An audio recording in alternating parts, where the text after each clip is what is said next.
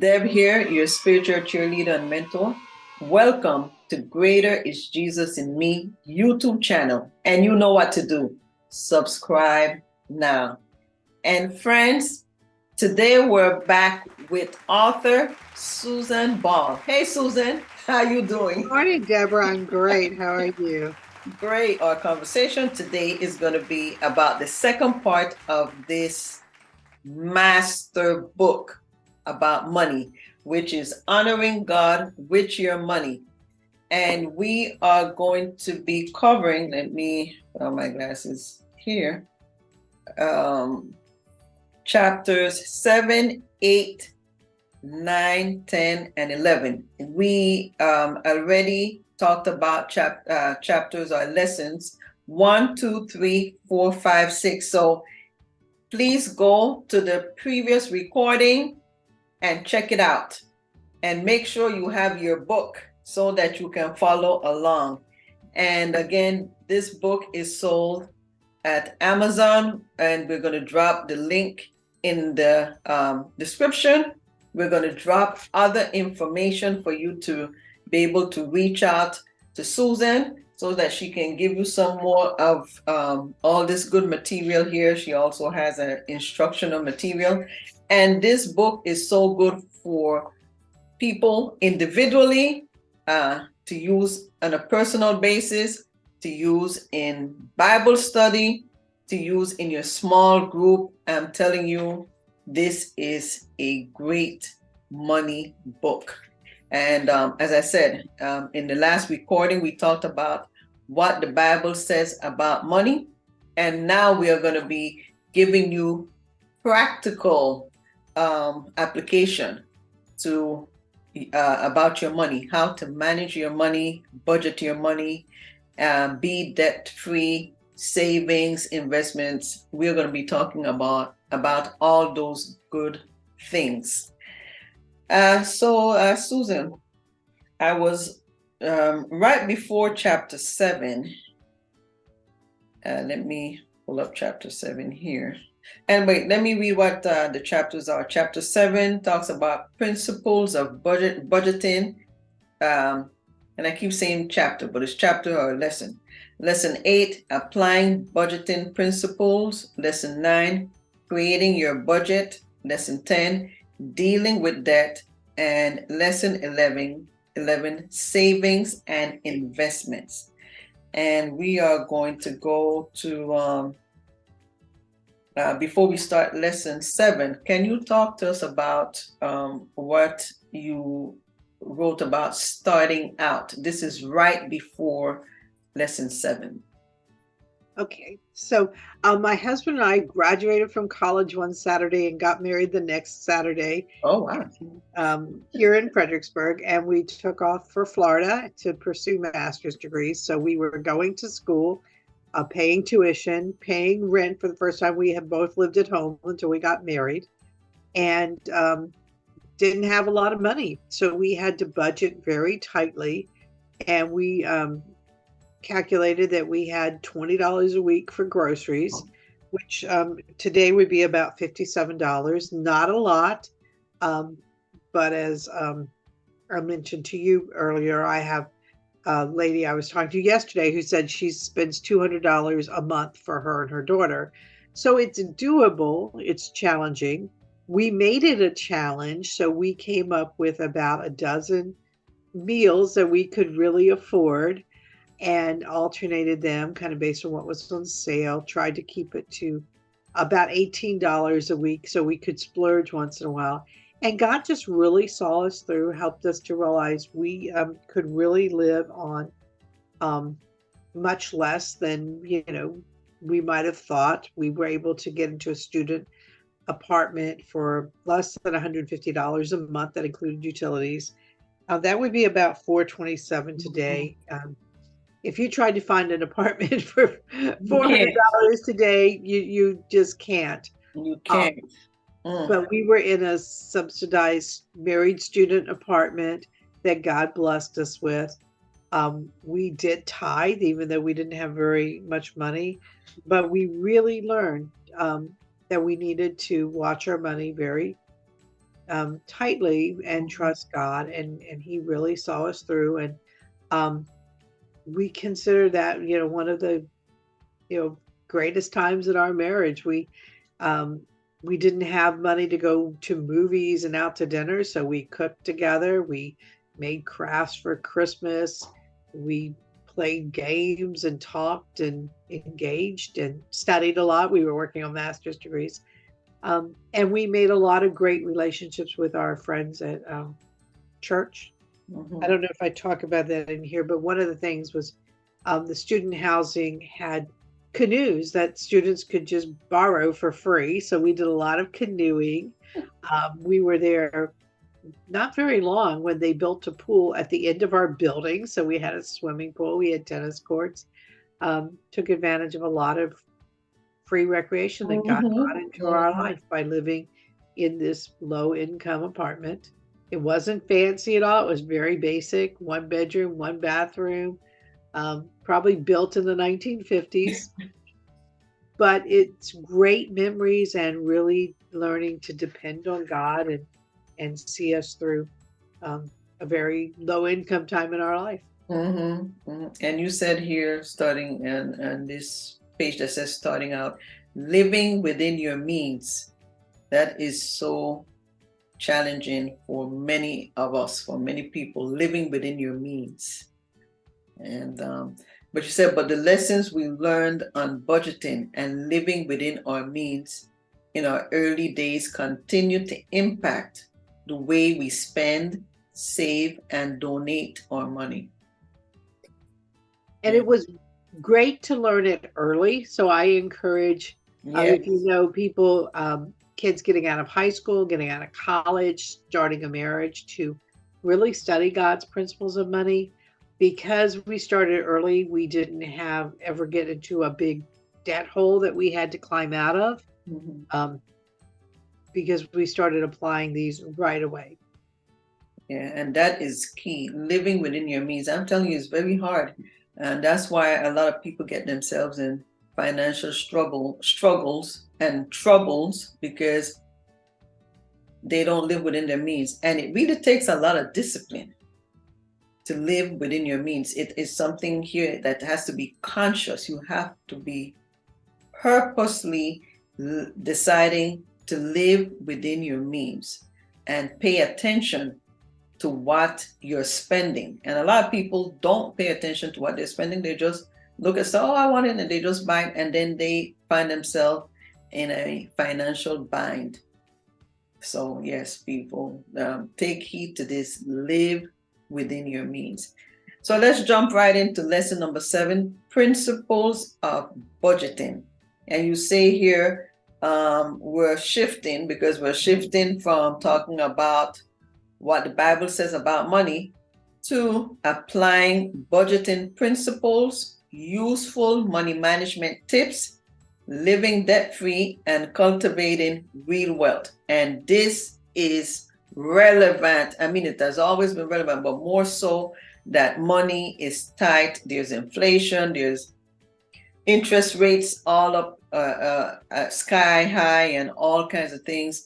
And this is going to help you. And Susan, what I wanted to tell you, we don't only have friends that are watching in the United States, we have friends that are watching in other countries, and they have the same issues with money, the same challenges. So the principles that Susan has in these books, you can also apply it, and folks, Amazon is all over the world.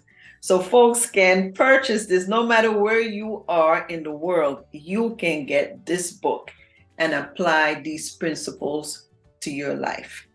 So let's get into it, Susan. And I love how you start this. Recognize that everything belongs to God. Yes. God created us. He created the world. He, he gives us wealth. He can take away wealth, not necessarily to punish us, but to teach us to depend on him, to rely on him. He asks us to give back 1/10, which is the tithe. I know some people will say, well, the tithe was only for the Old Testament. I don't believe that. I think that's part of trusting him, and that we should all, if we're Christians, we should be tithing to our church, and we should also be giving as he directs us. Mm-hmm. But once we acknowledge that it's his, we ask him to help us to spend it wisely, to take care of our family. I mean, he commands us to first take care of your family. Mm-hmm. And that's so important. And then to pay off debts and obligations, Mm-hmm. come up with saving plans, because we do have to save. We save for a down payment for a home or Right. a car. We save to send our children to college, save for retirement, because we don't all necessarily want to work a full-time job until we're 80. Like my father worked until he was 80, but that was to give him something to do. Mm-hmm. He retired from a couple of jobs. But God, he wants us to plan. He's orderly, and he can provide all the resources, because he doesn't need our tithe. He owns everything. I love this scripture that says, if I were hungry, I would not tell you, because the earth is mine and all the fullness. Tithe is more out of obedience and trust. Mm-hmm. Mm-hmm. Mm-hmm. And so that's where we start. And the way how you because you pretty much went over everything. You talked about the tithing, meet the needs of your family. That's very important. Pay debts and obligations, very important. Establish short-term and long-term saving plans. Set aside money for recreation and leisure. I think a lot of people don't do that, and that's what eats up their stuff, because they don't have a savings account, or they are not. And you don't even have to have a savings account. Let's say you just have a little piggy bank in your house, and you decide, I'm going to put money in here for my recreation, like going out and eat out, and any leisurely thing. So I think people don't do this, and then give money for charitable causes. But one of the things that people are afraid of is budgets, and I think I know somewhere in here you talk about it, because they feel it restricts them, and they don't feel that they can follow a budget. It's too much discipline, and that's why sometimes they find themselves in a financial bind or struggle. It can feel like it's taking away your freedom to spend your money. It can feel like it's too much work. It can feel like, I just don't have time for that. Now, what's not in the book, because it's newer than the book, is a lot of the apps that are available to help you manage your money these days.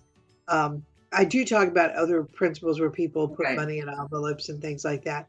But what you have to realize is that budgeting actually gives you freedom, because you have less stress. You've set aside money to go on a vacation. So now you can go on a vacation without having to worry about, how am I going to pay for this when I get home?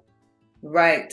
So if you set aside 5% of your paycheck or 2% of your paycheck every, pay period, then you come up with an amount of money that you can use, and then plan a vacation within that. You can go and know that you've already saved the money to pay for your vacation, and you can enjoy it a lot more. And so it really is a very freeing thing, particularly if, but you have to make sure that you budget for some fun. Right. It's not going to be something you're going to stick with if there's no money for recreation, if there's never any new clothes or going out to eat. You just have to figure out how to do it on the budget that you have. And you have here case studies, and that's the good thing in this book. Every one of these chapters, you have case studies that are very thought-provoking, and you have the questions that go along with these case studies. And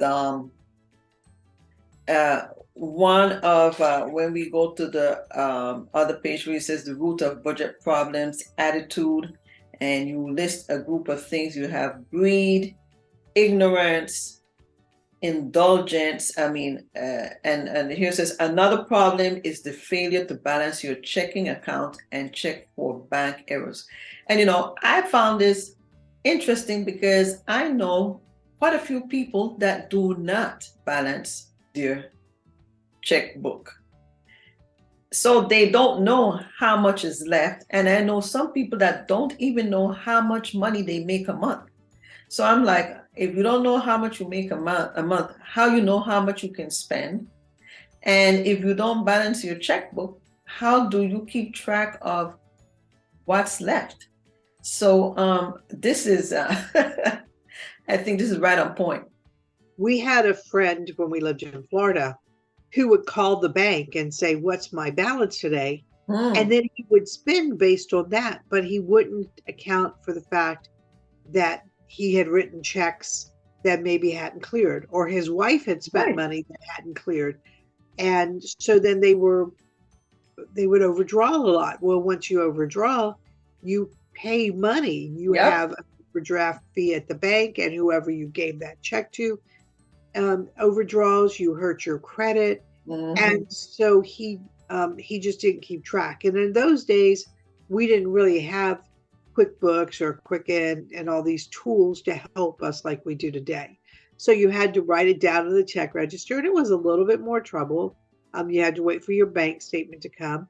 Today, I use Quicken for home, and it's kind of just a glorified check register. But usually every Sunday after I have breakfast, but before I go to church, I sit down and I balance my checkbook.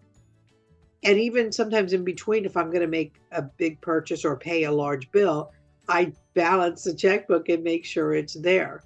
The other thing you mentioned, people don't know how much they make sometimes. With direct deposit, people aren't getting a paper check and they're not looking at it and seeing what they made minus all their deductions. So if you make $5,000 a month, you might bring home less than $4,000 a month. Right. And if you're budgeting on $5,000, you're going to be in trouble because the government's taking their chunk first, and you're paying for health insurance and maybe putting money into retirement. So knowing your numbers is really important. That is important. You've got to know your numbers. And then based on those numbers, then you need to work on your budget. Right. And live within your means, live within that budget. And so in my budget worksheets, which we'll talk about, I take out 10% tithe and then do the budget worksheet on what's left over, because I do believe that the first tithe, the first 10% belongs to God, and that, you're never going to go wrong paying your tithe. God is going to meet your needs and take care of you. And we're going to go over that worksheet in detail when we get to that chapter. And then you also talk about indulgence. I see an item that I just have to have, and I buy it with little thought about whether I need it or can afford it.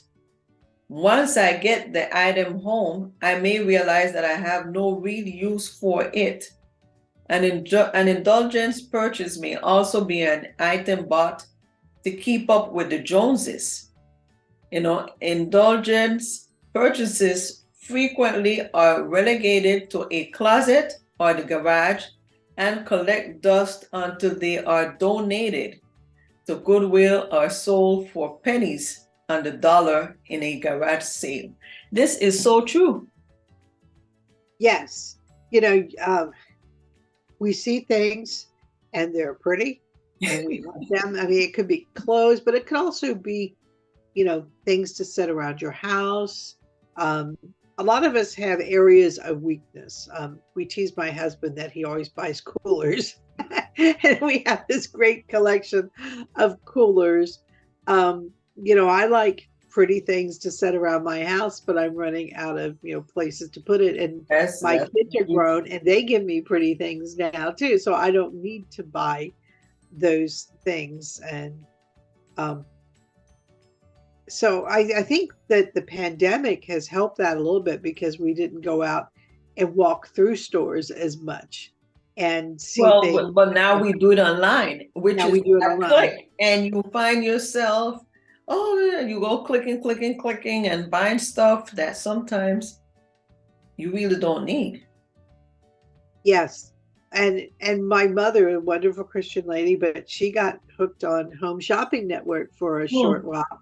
And she liked cuckoo clocks, so she kept buying cuckoo clocks. But eventually, she had enough to give one to every one of her kids, and that's she kind of left them in her will that we would all get cuckoo clocks.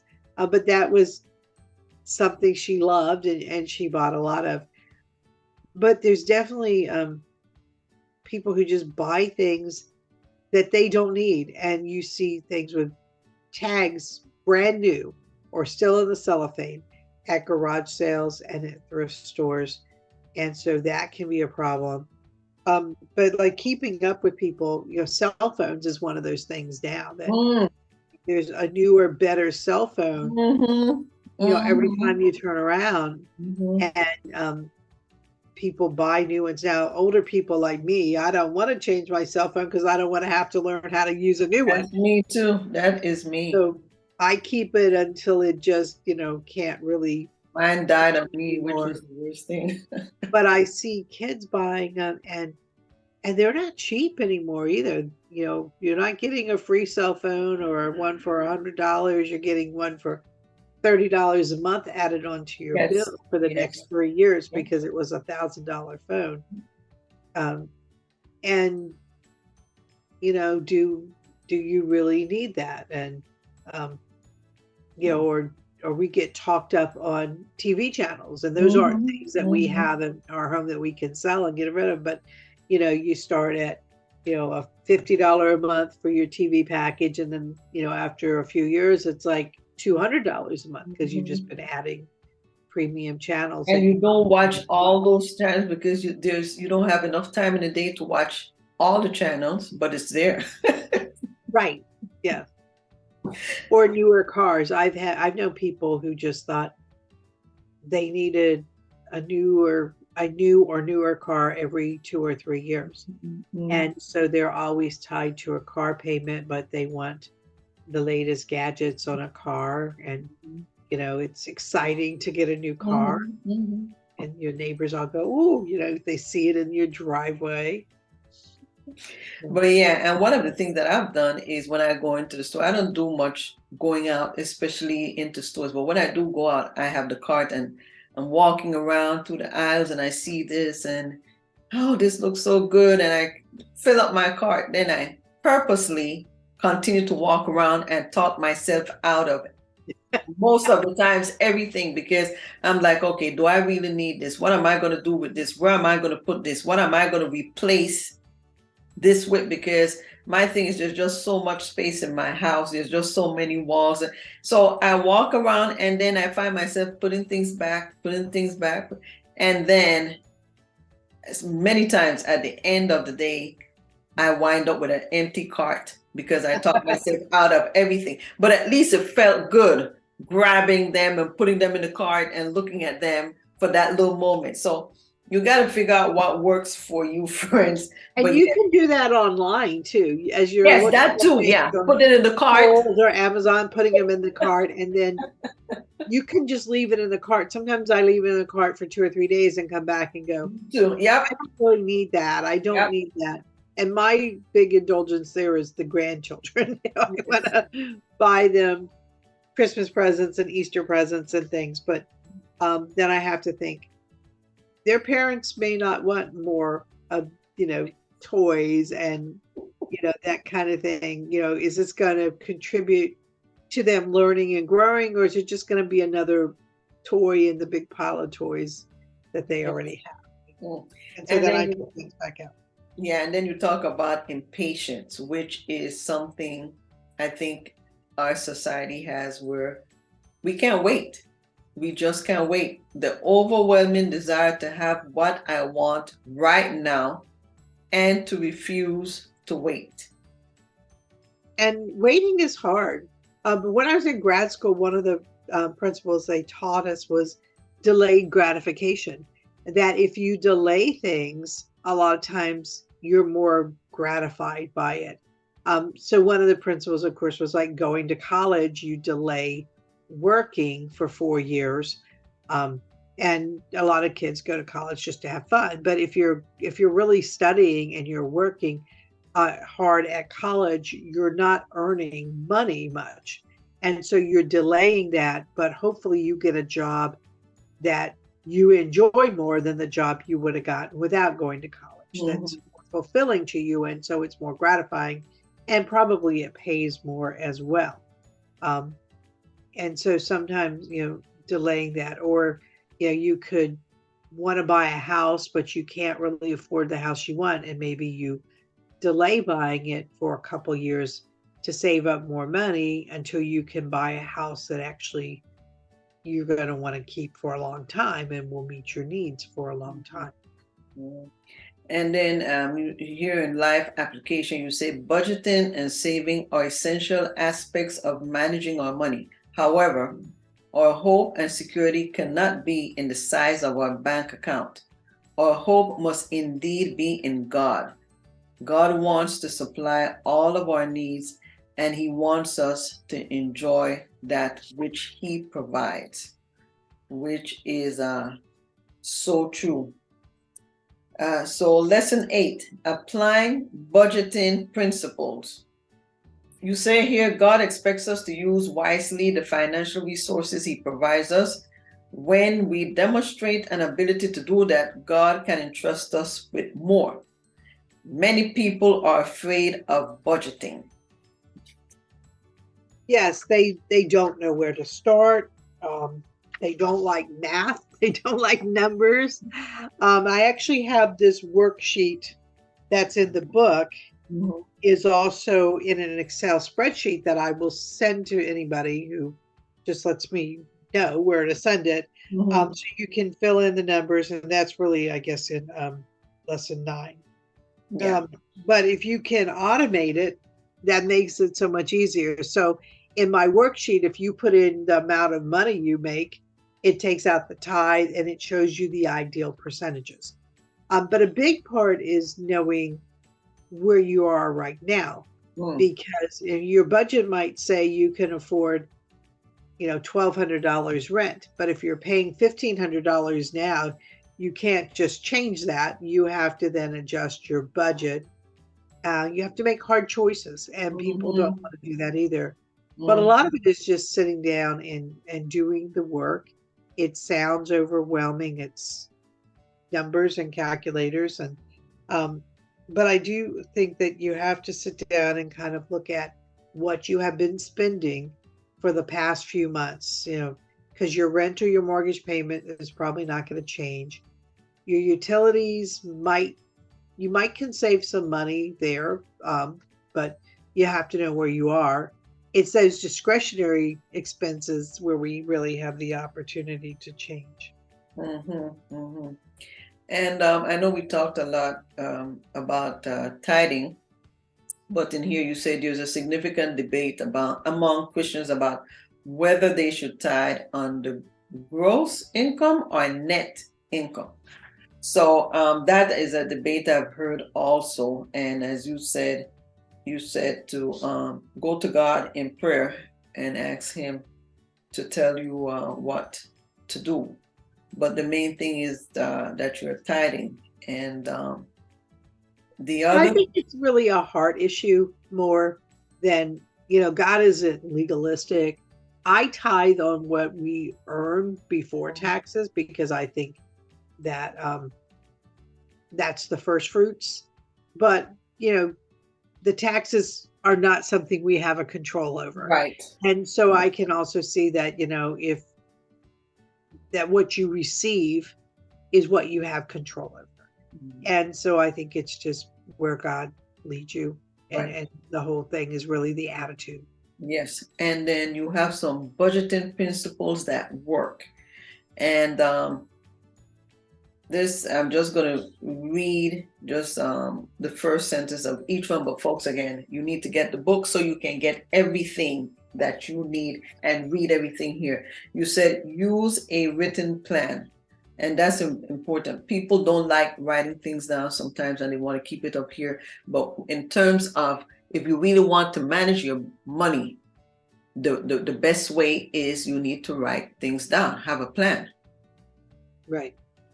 And then stick to your plans diligently. That is sometimes hard for folks sticking to their plan. Right. And that's why you have to really personalize your plan. So there's budgeting numbers that are kind of the quote unquote ideal in here, but you have to adjust them. You know, like I say, if your rent is higher than the ideal, well, that's what it is. So you have to cut something else. But you don't want to cut like recreation and fun to zero. So you have to adapt it to something you can actually stick with. Mm-hmm. And then one of them you say set aside money for family vacations and recreation, and you give about 5 to 6%. Save regularly, even if it is only a small amount. Setting aside $10 or $20 per paycheck gets you in the habit of saving. And you say that folks that they normally you're saying increase savings as your budget allows until you can save 5% of your income. And I think people get stuck sometimes on the 5%. But as you said here, start with $10 or $20. You go out and spend $10 on all kinds of stuff. You go into fast food, you spend more than $10. So take $10 a pay period, a paycheck, or $20. And that is small. And at least, as you say, it starts to get you into that habit. And if you have it set on an automatic payroll deduction, or so when my check goes to the bank, I have the money comes out the first of every month. Money goes into my vacation account because I like to have vacations and I want to have that money for vacations, and just do that automatically. It seems like a little bit at the beginning, but you'll start to save more later. But also, you have this little nest egg to do something with. So even if it's $10 a paycheck and you get paid twice a month, that's only $240 at the end of the year. But you could do something fun with your family for $240, or if you had an emergency repair or something, you have the money, and then as your income goes up, you add to that and you increase that. And then you say control impulse spending. Make a rule to wait at least 24 hours before buying items that were not on your list. Yep. It's like you're smart. Yes, that is important. Limit your use of credit. Avoid using credit cards to purchase items you cannot afford. And a lot of people do this. Right, because they don't want to wait to save up the money. And sometimes you're in a situation where you have to. You know, Yes, if your refrigerator breaks and it can't be fixed and you've got to get a new one, well, you just have to do that. But maybe you're just not happy with your refrigerator and it's old, and then it's better to save up the money first, because credit card interest is really expensive. Actually, in my blog that I'm going to post today, I talk about it, you know, how expensive credit cards is. And the one I posted last week was a true example that I took out of the book. It's in here about the lawnmower example and how costly that was to my friend to charge a lawnmower and then miss payments and things like that. Credit cards are convenient, and you know, there's some things you just can't do without a credit card, like rent a car. But we have to be careful with them. And we tend to spend more when we have a credit card because it's not coming out of our pocket right away. It's delayed spending in a way. And that goes back to what you said before, impatience. And you talk about plan for gift giving. As a matter of fact, this is one of the advice I always give people that I'm helping out with their personal budgeting and financing, managing their money. Gift giving. We all want to give gifts for birthdays and Christmas because those are the main two. Of course, something may come up with somebody's anniversary and so, but mainly birthdays and Christmas. And these things add up. So you want to plan and you want to save for those occasions. That way you're not dipping in to a bill money or something like that, or feeling bad, oh, I wasn't able to get this person something because I don't have any money. Right. So when I was growing up, Christmas clubs were very popular. And as a child, my mom would take us to the bank and set up a Christmas club. And then, we would put like $5 a week into, probably $5 a month, as a child, and have $60 at Christmas. And you could buy a lot, 40, 50 years ago for $60. And certainly for the people that I was buying for. And then when I got in college, I probably put $10 a month. And they still are around. People do that. I actually wrote a blog on saving for Christmas for next year, because the amount of money that people have in debt in January from Christmas spending is enormous. And it takes them 2 or 3 months to pay that off.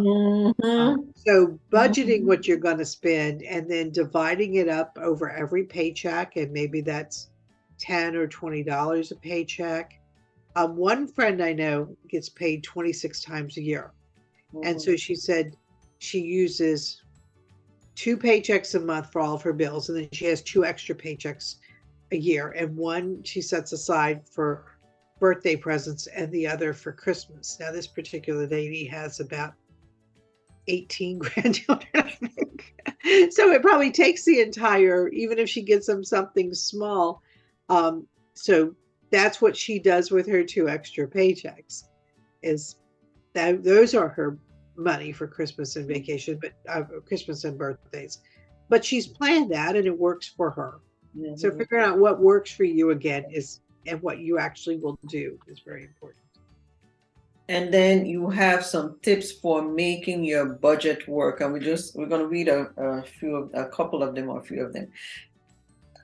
I like what you say here. Balance your checkbook every month or more often. That's key. And we talked about that. Right. You have to know how much money you have. And then number 2, have only one bookkeeper in the family. This should be whichever spouse is better or at record keeping and money management. And I say, of course, if you're single, you are the person that would be doing that. But if you're married, I agree with this: one bookkeeper and the person that is best doing it, and then that other person just keeps that other the spouse up to date with what's going on in terms of finances and stuff like that. Because that works for my husband and I.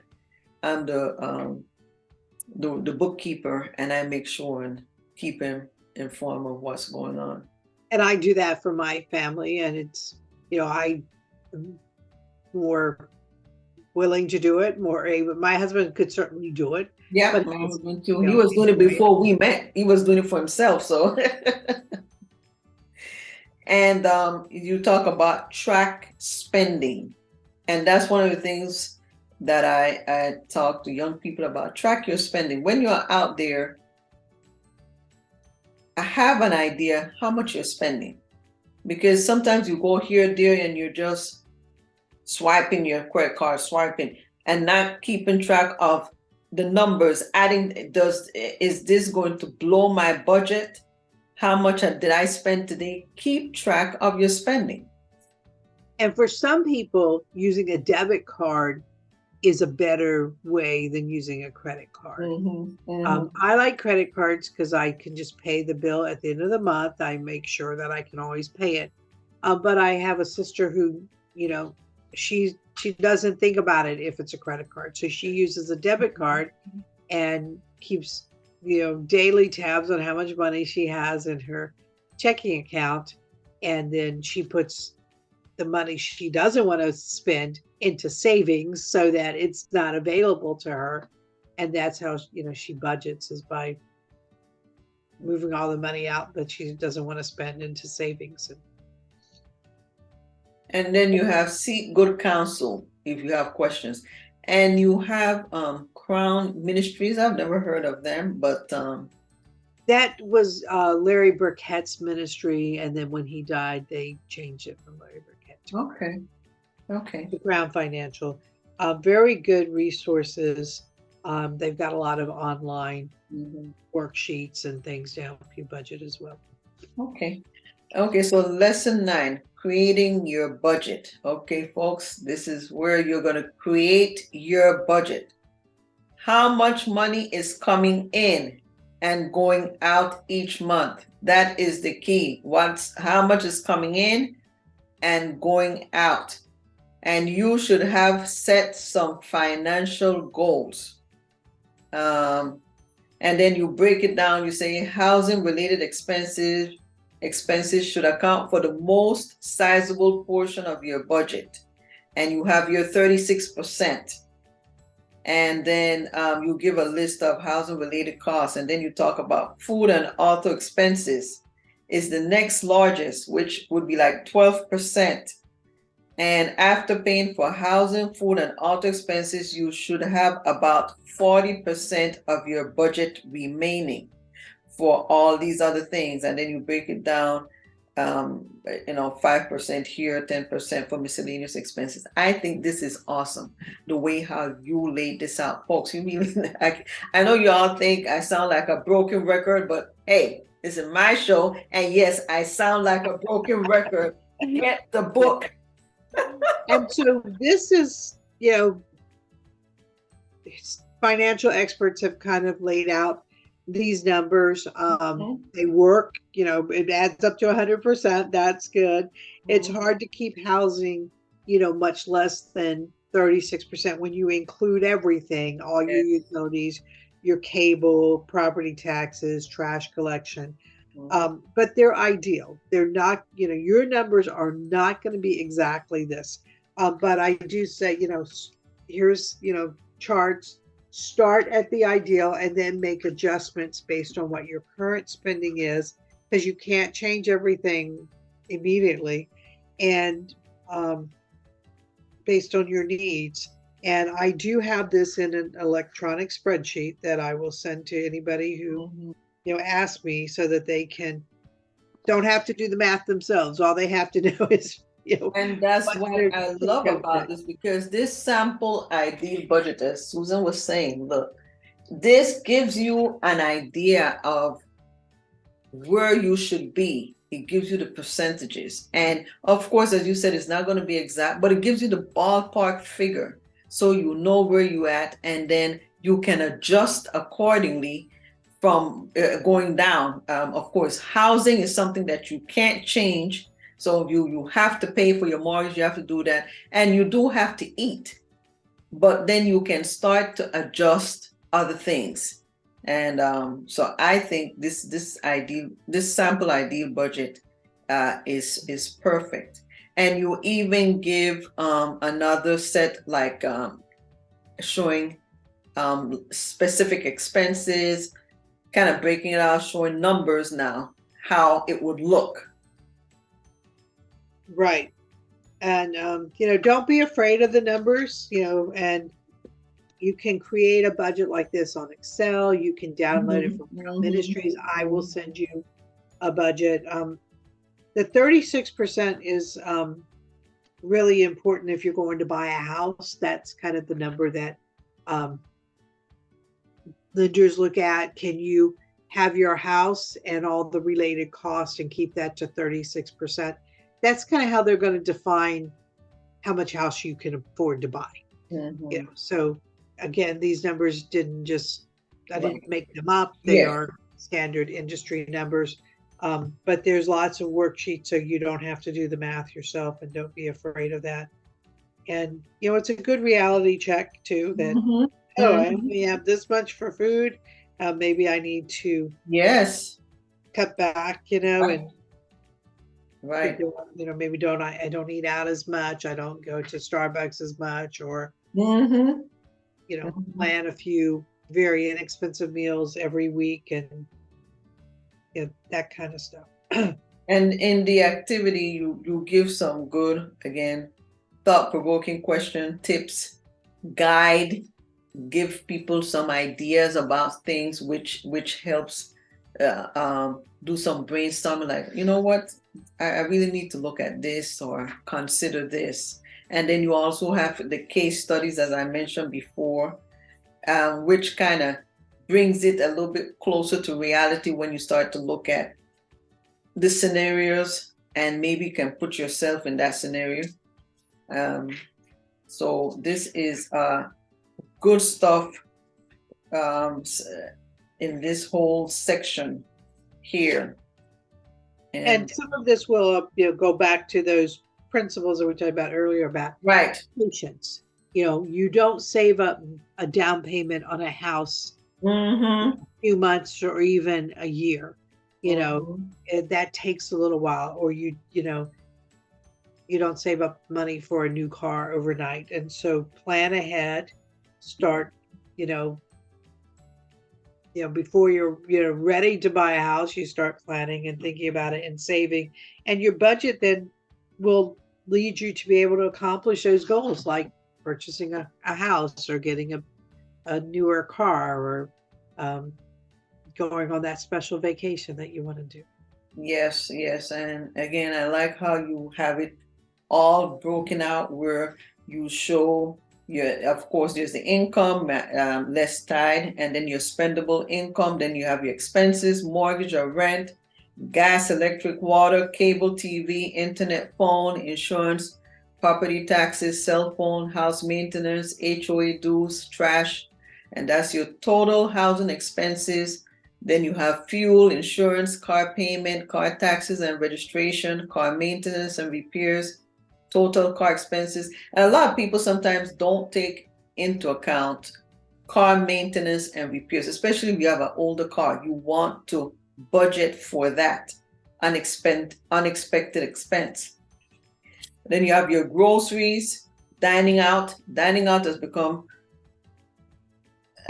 people like to go out and eat, but people also now, with the ordering food, with the DoorDash, the Grubhub, but these are very expensive. It feels good that you can order food from whatever restaurant now, but it is costly. Right. And that is blowing a lot of people budget.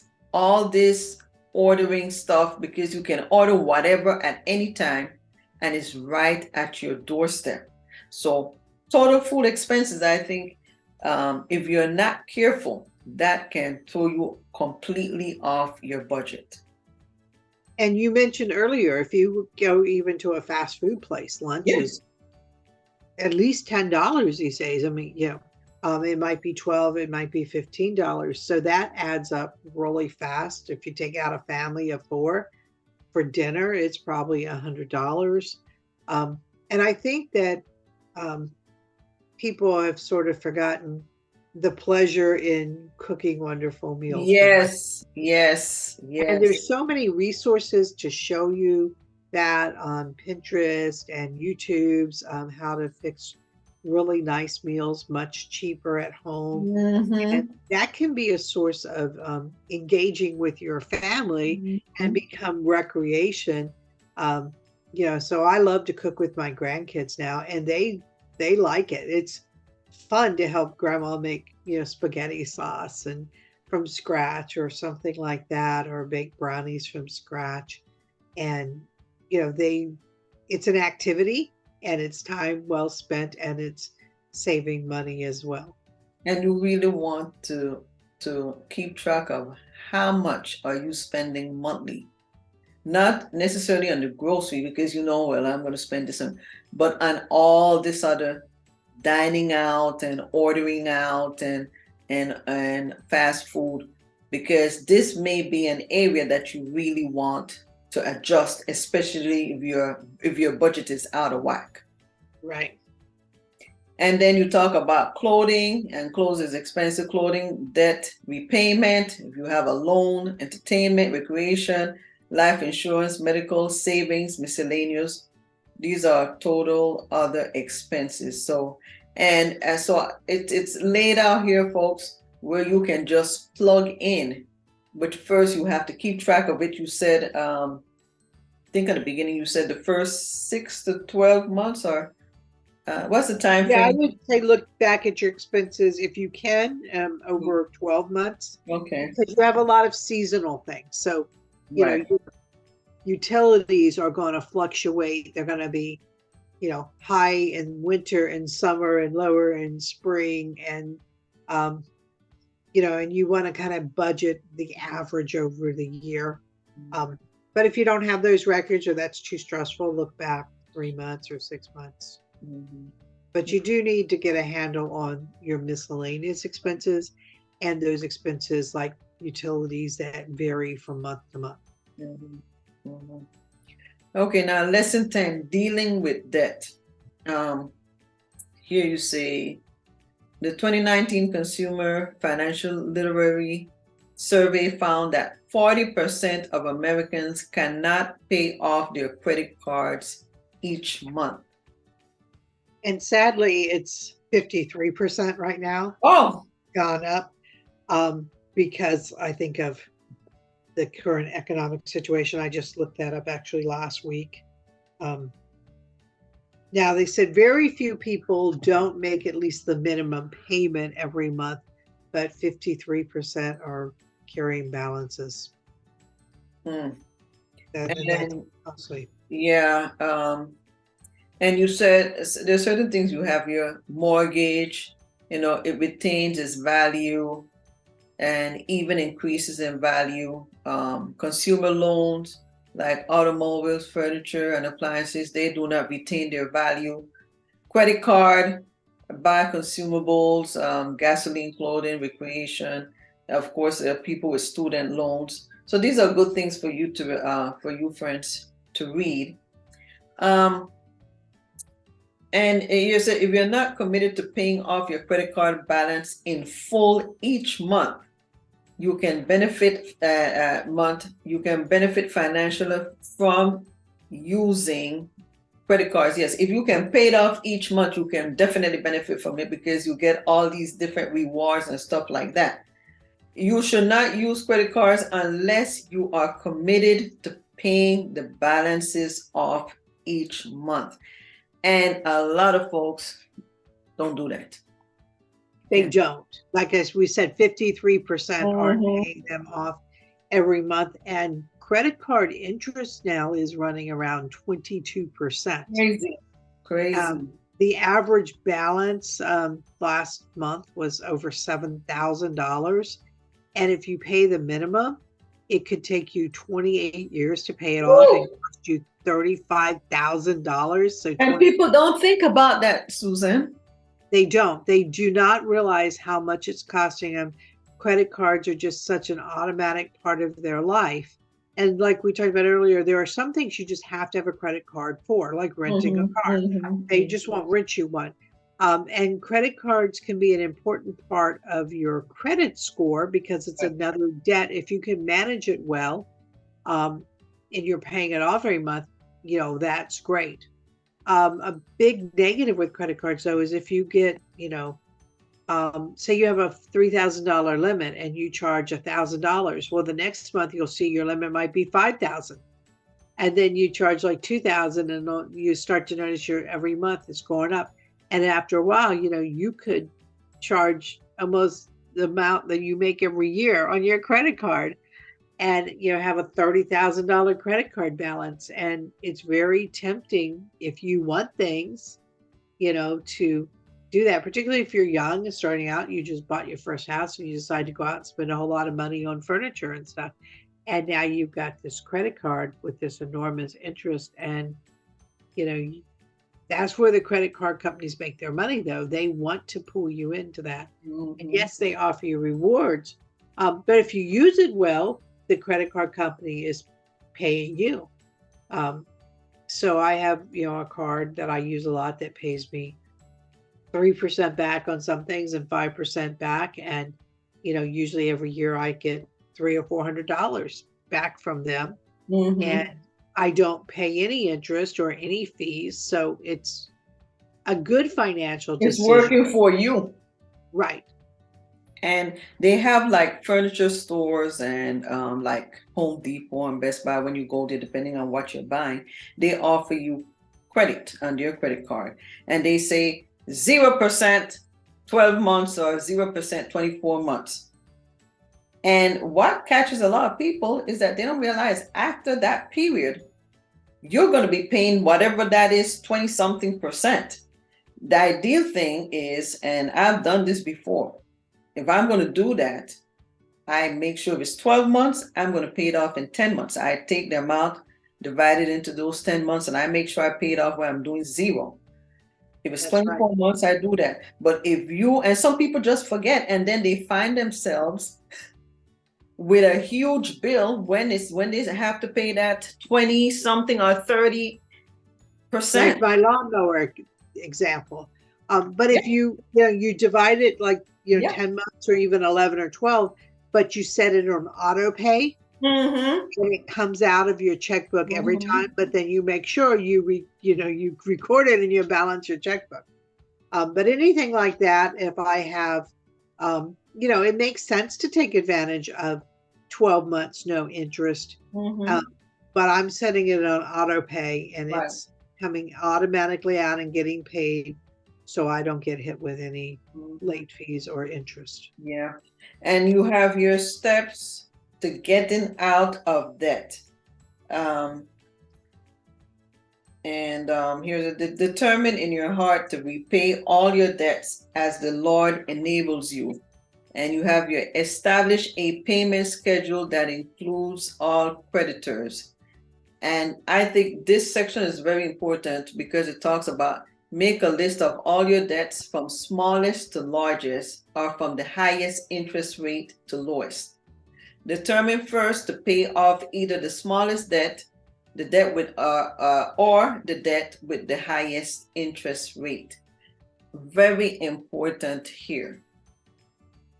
Right. And some people say if you have small debts, pay off, the smallest one or two first because that encourages you. Maybe you had 10 debts and you can pay off the two in just a couple months or one payment. And that gives you encouragement and lowers your total payments. Obviously, you save the most by paying the highest interest off first. But again, you have to think about what's going to work for you and what's going to motivate you. And there's a great satisfaction in paying off some. But as you pay off one or two, put all that money into paying off the next one that you've decided to pay off. Mm-hmm. And then and this is important to contact creditors and ask for a lower interest rate. And one of the things I found with talking with people, especially younger folks, they don't realize that they can call and ask for a lower interest rate, especially if you got your credit card early when you just got out of high school or whatever, and that maybe when you were 18 and now you're 25, 27, you can go back, especially if you have a good credit record, and ask them to lower the interest rate. And a lot of older folks don't know this either. Right. Yeah. And it sounds intimidating to call and ask, but a lot of people who do it, they do get a lower rate just simply for asking. You can also do that with, sometimes with your cable TV bill or your cell phone bill, Yes, and yes. just say, I really can't afford this. Can you help me out? Can I come up with a cheaper plan? But with the interest, sometimes you just say, hey, I've been making my payment every month and I've been paying you more than the minimum, and can you lower this? And then you have your do not co-sign for another person unless you are able and willing to pay off the debt if she cannot do so. This is important. This is key right here. Right. And there's so many people that I know who are paying off debt for somebody else. Yep. And Me maybe too. it was a boyfriend or a girlfriend, maybe it was their child. Your child, you maybe have Our some parent, discussions. also a parent too. Yeah, but a lot of times it's somebody you think you're going to marry and you're taking on some of their debts and then you don't. And they leave you with that debt. And I hear that a lot from people that I meet with in business. You know, I'm paying off somebody's car or something. And it's a shame because you trusted that person and then they didn't do what they were supposed to. Mm-hmm. And you said, do not count on future raises to pay for today's expenses. How many people do that? A lot. And Yeah. even their tax return, they're looking at, oh, well, next year I'm going to get this money back, so I'm going to pay this off. I know people who deliberately have too much taxes taken out as sort of forced savings, but they pre-spend it. So yeah, they're waiting. I met with a client yesterday who had been counting on her tax return to expand her business, but she had already spent the money. And so I said, are you going to be able to use it? She says, no, I had to pay off bills. Wow. So she had a plan, but she didn't follow it. And she was getting like $4,000 back and she was going to increase her inventory of her product, but she didn't wind up with any of it to go to her business because she had bought other things with it. So that was a shame. And then one of the things that you talked about here is you said, when I was a young adult, our pastor issued the following challenge to our congregation: drive your current car for 4 years after it is paid off. Put the money that had been going to make the car payments into a dedicated savings account. At the end of the 4 years, you will have enough money to pay cash for your next car and have enough left over for a trip to Europe. And then he challenged himself to do it. And he actually went to Europe and he bought a gently used Mercedes Benz and had it shipped back for the money he would have spent on 4 years of car payments. And then he drove that Mercedes Benz for like 12 years. He was proud of it. It was paid off. But they had a wonderful 3-week trip to Europe too. So he did practice what he preached. Yes, and then you said most of us should continue driving our current vehicles for a few years after they are paid off. And that's a good Yeah, I keep telling my husband it's time for me to get a new car, but mine is a 2012 and it works just fine. So we're gonna keep it and not get it. Right. You know. Okay, so now folks, friends, we are at the last lesson, number 11, savings and investments. You say most financial experts recommend that everyone make a regular habit of saving 5% of their income. And a goal of saving should be to accumulate enough savings to cover 3 to 6 months of living expenses as a cushion for periods of unemployment due to layoffs and extended illness. As we talked before, you said 5%, but maybe if you can't do the 5%, you start with 10, 20, and then you build up to 5% and accumulate 3 to 6 months of living expenses. I'm going to tell you that is that is very challenging. And certainly you can't do that when you're first starting out. But if you have a regular savings plan, the goal is to have some money, because things do happen. Yes. So I had one friend, she got married. She was a school teacher and she knew that she and her husband wanted to have a baby in a year or two. So they took 1 year and lived just off of his salary because when she had the baby, she wanted to stay home for a year. And they put all of her money aside to Mhm. help cover expenses from the baby and for her to be able to stay home. And so they just cut their going out to eat, their discretionary expenses Mhm. way, way back because they were saving for a baby. Mhm. We cut ours back when we were saving to buy a restaurant. Um, so it may be that, you get your first job and you work, a couple years, and then you decide to have sort of an austerity period where you save up that money and you have that cushion. Um, it's easier to save up for a baby or a down payment on a house or a restaurant than it is just to save up an emergency fund. Because when you have something you have a goal for, then you're motivated more. But that also helped you when your husband found himself without a job for 3 years. You said you had received, I think, an increase or something like $1,000, and you were saving that money. And that helped you guys during that period. Right. So the Lord had put on my heart to change jobs, and I loved where I worked, but it was a Christian school. I didn't make a lot of money. And I went to the job I have now where I'm a business counselor, which I also love. But the net increase was about $1,000 a month because I had cheaper health insurance and more money. And that money, we were used to living on the other salary. So this money, we were building up some savings. And then when he got laid off, he was making more than double what I made. So we lost 70% of our income.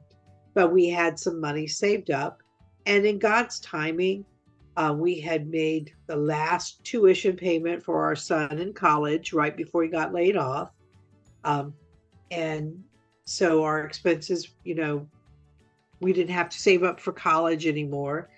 And there were other things God had put in place because God knew that he was going to get laid off. And Mm-hmm. I talk about, God sent Joseph to Egypt to prepare for the famine. God Mm-hmm. knows what's going to happen to you. Yep. And looking back, I could see how, wow, he did all these things to make that 3-year period much easier on us. Yes. Wow. Whew. And you say your God expects us to use wisely the resources that He provides. And that is so true. And then you go into uh, good advice here. When an existing debt is cleared, allocate any extra money toward the next largest debt, which is key. Sometimes people pay off a bill and then they immediately take that money and start splurging it and don't even know what they're spending that money on instead of taking it for something else like paying off a bill or saving for what you say, having a cushion or for a specific goal or something like that. Right. And it's not just your credit cards you want to pay off. You'll pay off your car loan early. Yeah. I know people who feel like having a car payment is just part of life. That's not the way I was raised. My parents would either save up for a car. Well, they bought a car when they got married in 55. They bought their next car in 66 and went to a 2-car family. That car I drove, I was in first grade in 66 until my junior year of college. So that was 14 years later. And then somebody hit me, and then they gave it to a neighbor who fixed it up and drove it a few more years. There were very few cars in the family over the years because they kept them, but they would borrow either from their long-term savings or take cash out of their life insurance or something, but they never had a car payment. And sometimes I've had a car payment, but I try to pay it off as soon as I can. So count car payments too. Pay down your house if you have extra money. Yeah. And some people say, well, you should, pay off your house as soon as you can. Well, you do get to deduct house interest from your Right. taxes. So paying off all other debt first is more important. Mm-hmm. And then in our case, we have chosen not to pay off our house and invest money in rental houses that will give us rental income because that, we prayed about it. It felt like a good plan for us to have other properties that will give us retirement income in later years. And of course, we try to pay off a little bit, more on each of them than the required payment. So we're paying them down faster and saving some interest as well. Mm-hmm. And then you talk about investing. You say investing is not about trying to get rich quick. That's key there. And you provide some rules of investing. Never invest money you cannot afford to lose. Right. Because in all investments have some risk. Even houses, the housing market can crash. If you're not wise on your purchases, you could lose that money. We hope that we don't in housing, but if you invest in the stock market or something, certainly there's a lot of volatility. And so we don't choose to invest in the stock market. I think some of my retirement from work is in stock market portfolios, but I'm not willing to trust that I'm smart enough to figure out that I want to invest in Coca-Cola or something. And you see companies that are doing great and then they lose lots of money. We've seen examples twice of that in the last week or two. They made poor decisions and their value dropped tremendously. And you say never get involved with things you do not understand. So that's just kind of what you just said. Don't get involved in, if you don't understand stock markets, don't get involved in that. My financial planner, he won't invest in rental property because he said he doesn't understand it. He goes, it seems to work for you, but it's just, I don't want to learn that market. So. And another one that you have here is avoid get-rich schemes.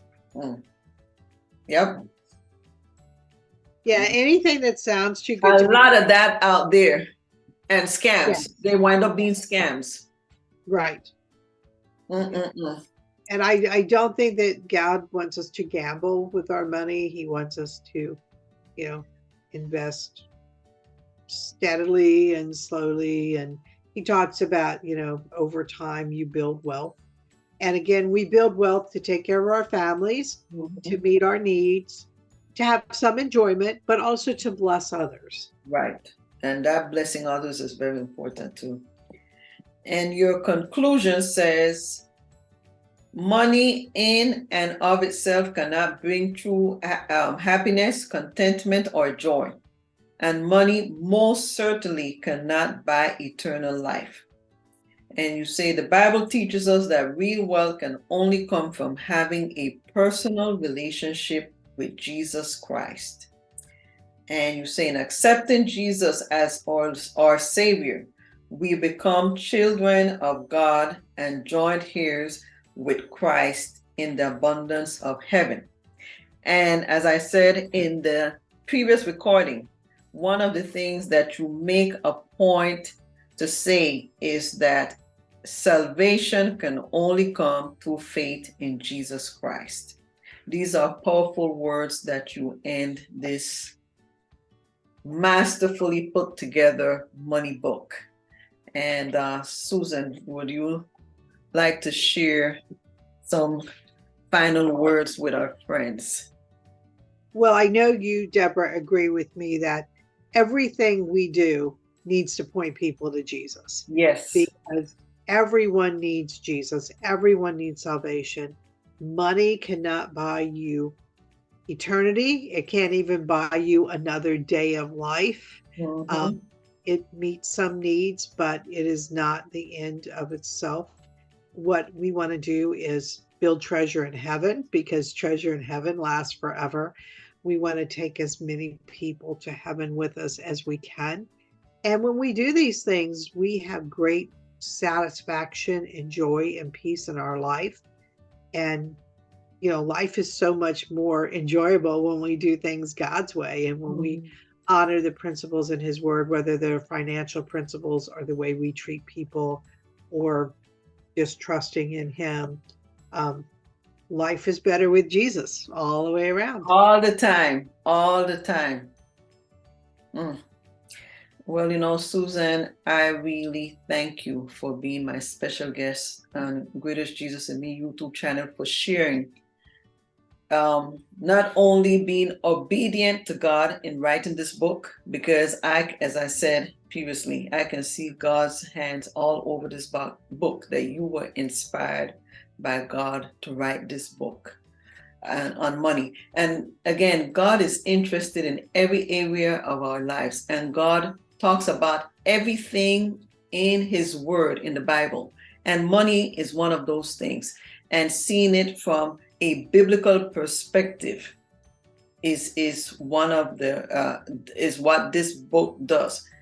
It really shows us what God says about money, and also the fact of you giving us that guide about budgeting and managing our personal finances and being good stewards of what God has given us. Because as you said in the book, everything belongs to God.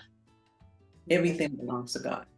And this has been a real pleasure, and I appreciate the time you spent sharing your thoughts on the book, and bringing it to life to us, because you are the author of this book, and you sharing what's in this book just made it even so much more special. So thank you so much, Susan, for being here. And Susan is going to be back with us on talking to us about her other books. Well, thank you for having me. It's been a pleasure. It's always a joy to talk to you. Yes. So friends, remember to go to Greatest Jesus and Me YouTube channel, and you know what to do. Subscribe now. Be blessed, and until next time. And make sure you look in description, because we're going to have all the links for the book and other materials that Susan has. And you can reach out to Susan if you want the other materials that she talked about. Again, friends, be blessed, and until next time.